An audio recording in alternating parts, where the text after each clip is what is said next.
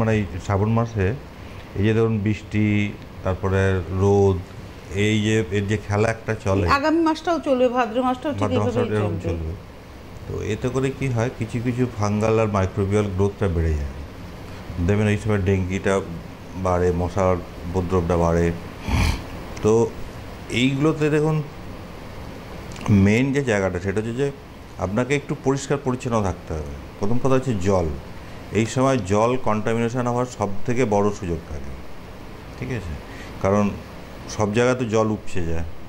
ধরুন নর্দমা থেকে, এ থেকে আপনি টোটাল যে জায়গা থাকেন, বিশেষ করে যারা শহরে থাকেন, মানে জমা জল হয়ে যায়।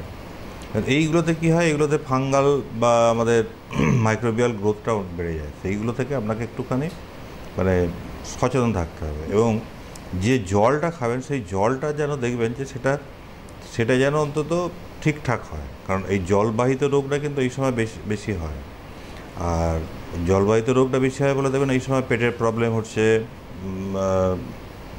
ম্যাক্সিমাম একটা প্রবলেম থাকে। তার মধ্যে আমাশাটাও এই সময় হয় বেশি।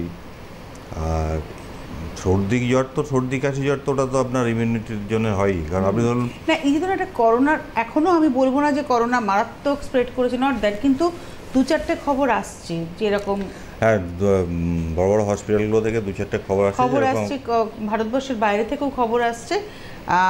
আমি চাইবই না স্তব্ধ হোক আর পৃথিবী, কারণ সেটাতে মানে আমাদের কতটা পিছিয়ে গেছি আমরা সবাই জানি। কিন্তু আমরা যদি সতর্ক থাকি তাহলে আমার মনে হয় এটাকে আমরা রোধ করতে পারবো, যদি আমরা আবার প্রত্যেকে মাস্ক পরা শুরু করি এবং স্যানিটাইজেশনটা তো ফ্যাক্ট একটা। স্যানিটাইজেশন প্লাস আপনার এই মাস্ক পরাটা, এটা একটা মানে শিখিয়ে দিয়ে গেছে আমাদের দিকে যে প্যান্ডামিক সিচুয়েশনের সময় যে আমাদের কীভাবে ঠিক থাকতে গেলে আমাদের এগুলো ইউজ করতে হবে। এবং সেটা তো আপনাকে করতেই হবে, তা নাহলে আপনি তো থাকতে পারবেন না। বিশেষ করে মাস্কটা তো আপনাকে রাখতে হবে, তার সাথে স্যানিটাইজেশনটাও আপনাকে রাখতে হবে।